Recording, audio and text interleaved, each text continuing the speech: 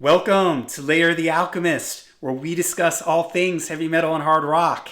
On today's episode, we are discussing Gentle Giant's 1972 album Octopus. This is the US album version cover. The UK album cover, in my opinion, is a lot cooler. It has an octopus kind of coming out of the sea. This is an octopus in a jar here. But mine is the original US pressing that I got for the nice price. It still has the shrink wrap on it and the original $4.98 sticker. So, Gentle Giant, it's a really interesting band for me. They're a band that I tried listening to them like a long time ago, and it either I listened to the wrong album or it just didn't click for me. And this may be a fun topic for another video. Bands that didn't do anything for you at one time, and then later on you went back to them and they just clicked for you. And this is a good example of this because I listened to this album and man, I just absolutely loved it. This is a great early progressive, British progressive rock album. It's the fourth album from the band, and it was produced by the band, and the mix on it is really good. It's really warm. You can hear all the instruments. There's a ton of different, all the band members, and I'm going to get into that. They all play different instruments, so it's a really fun album to listen to with headphones because there's things coming in and out. Steve Wilson did a remix of this album, and he also did all of the, or a bunch of the Jethro Tull albums and did an excellent job with that. And I've also listened to his remaster of this, and it's excellent. He's also going to be doing, Steve Wilson will do the Volume 4 remaster box set that's coming out by Black Sabbath in February. And speaking of Black Sabbath, this was released on Vertigo Records, who were also releasing all the Black Sabbath albums in the UK in the 70s. So like I said, this is the fourth album from the band. The band has a real, they're a progressive rock band, but they're not progressive in the sense of like long guitar solos and drum solos and keyboard solos and stuff like that. It's more, for me, progressive in the arrangements. There's a lot of odd meter, quirky rhythm things. The instrumentation, everybody in the band plays various instruments, so there's instruments kind of coming in and out.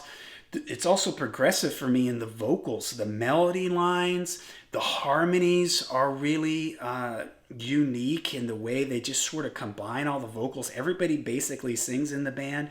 So that to me is also really cool and adds to the progressive element to their sound.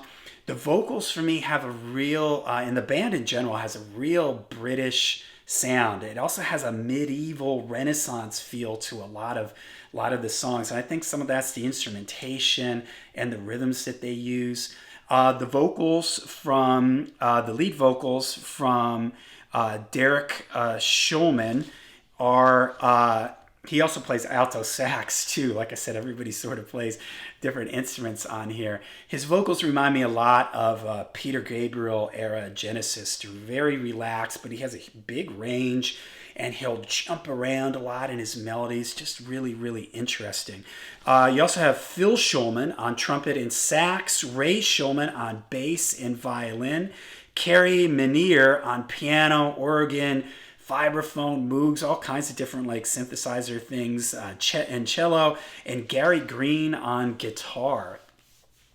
So the album starts with the advent of Panurgi, and this opens with a really neat kind of layered vocal thing. This is another sort of trademark on here. They do this a couple times on the records where the vocals just sort of layer on top of each other, and it's really, really interesting. Then it breaks into like one of my favorite moments on the album. It has these like descending like synth lines, and then it goes into this funky like line where the bass is playing like this and the drums are like sort of going on in this funky rhythm. Just really, really cool. And the piano is playing all these like jagged sort of jumping around lines, and the vocals are doing these long held out notes sort of like overlapping each other. Just really, really awesome, and one of my favorite parts on the record. Then it sort of shifts gears, and it does that a lot on this record where they're going in one rhythm and then it just shifts to another, and there's a really nice like trumpet line that's pulled really far back in the mix to make it sound very like Renaissance, like in a court, type of thing. So really, really, really neat. Next, Racketeer Troubadour. This is, and you hear me talk about this in other videos about odd meters. Most rock music and pop music is in even time signatures, like 4/4 time. And all over this record, there's tons of odd meters, and this is a good example of it. This one is in 5 + 6, so 11. I was like, let it da da da da da da da ba da ba da ba da da da da. It's odd, but it works. And the rhythm underneath it, there's like shaking timbres. There's no like steady beat. It's more of like a percussion thing. And again, this is another sort of trademark of them, that there isn't just always drums playing underneath them. They just do a lot of things with percussions and tambourines and shaking things to keep the rhythm kind of moving along. There's a violin and Zappa like piano thing where the piano's like playing, like I guess it's like an electric piano. I'm not really sure. There are a lot of moments on listening to this album where I was not 100% sure if it was like a synthesizer or what exactly the instruments were, because like I said, there's just a lot of stuff going on. The melody is then played really slow. Everything drops back and the melody is played really slow and almost in a folky way on the violin, like almost like a Celtic way. Like everything sort of drops back and da doo dee da da da da. Really awesome, man. It's like the way the melodies weave in and out of a lot of these songs. And if you listen, you hear the melodies getting played on different instruments, and the vocals, the trumpet or the violin comes with it, or they take the melody and they put it in a different feel. Awesome. And it's something that they do a lot on this record. Next, A Cry for Everyone. This probably has the heaviest guitar riff on the record. Boom, boom, da, da, da, da, da. It's got a heavy, distorted riff. Most of the guitar is relatively clean on this record, but here it has this heavy, distorted guitar riff. It's got some syncopated, almost like funky, fusion-y lines in that one. Next is another one that I really love, Knots. And it starts off with this round style vocal, meaning like one person sings a line and then the other voice comes in with the line, but it's a little bit later, so everybody's singing the line sort of in a different time, and they're sort of stacking over each other, and it's like a very like medieval Renaissance kind of vibe feel to it. Yeah, just really really interesting. There's vibraphones in this. There's a vibraphone thing in this, and these like low, I guess it's like a saxophone sound, like burn, thing in the background. These sort of like the saxophone plays one note, and then there's like quirky vibraphone lines. The album also really reminds me a lot of Frank Zappa, like during his like Hot Rats era, where Zappa would do all these like syncopated vibraphone things and clavinets and stuff like that. And so I wonder if they were sort of listening to each other, because I think Hot Rats, I don't remember the year that Hot Rats came out, but it's somewhere right around this time, like 71, 72. So it's very Zappa like at moments. So yeah, Knots, one of my favorite on the record for the really quirky, interesting vocal lines. Next is The Boys in the Band. This is an instrumental, and it starts off with the sound of like somebody dropping and spinning a coin on a table, and you hear it sort of spinning around, stopping and dropping. It's a fast one with some syncopated riffs and lines moving out. Another really cool one. Dog's Life. This one is like this one sort of changes gear, and again, this is another cool thing about this album. It's like it just changes feel. You've got that heavy distorted guitar in A Cry for Everyone. You've got the more folky medieval vocal thing of Knots, and then you've got Dog's Life, which is like a folky again, here I am with a medieval Renaissance type of ballad. It's like a storytelling type of thing about a dog's life.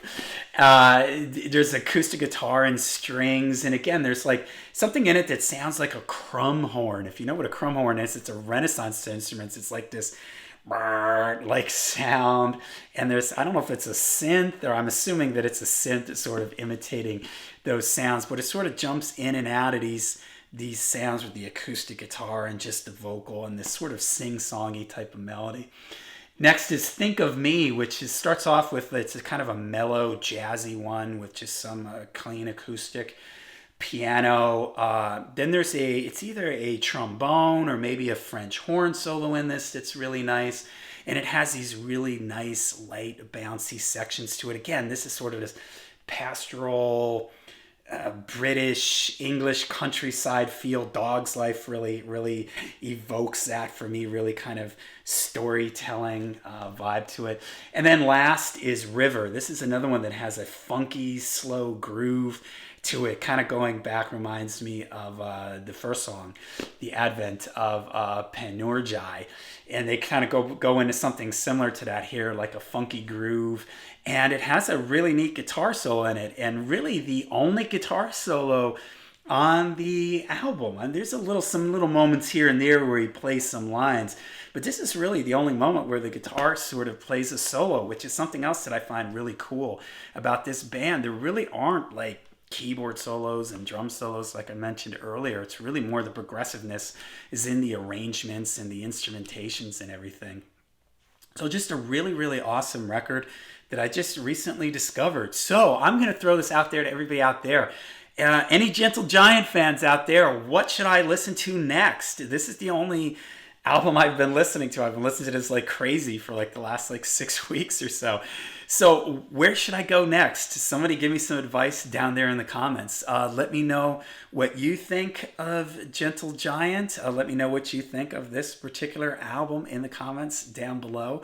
I am going to be doing more progressive rock stuff in the future because I do love 70s progressive rock. I'm working on a history of progressive rock series 2 with a friend, so hopefully that works out and we'll be getting that to you. So all right, in the meantime, make sure you leave some comments on this album down below. Give me some suggestions for some more the next Gentle Giant album I should check out. Make sure you hit like and subscribe, and until we see you again, stay heavy and keep on rocking.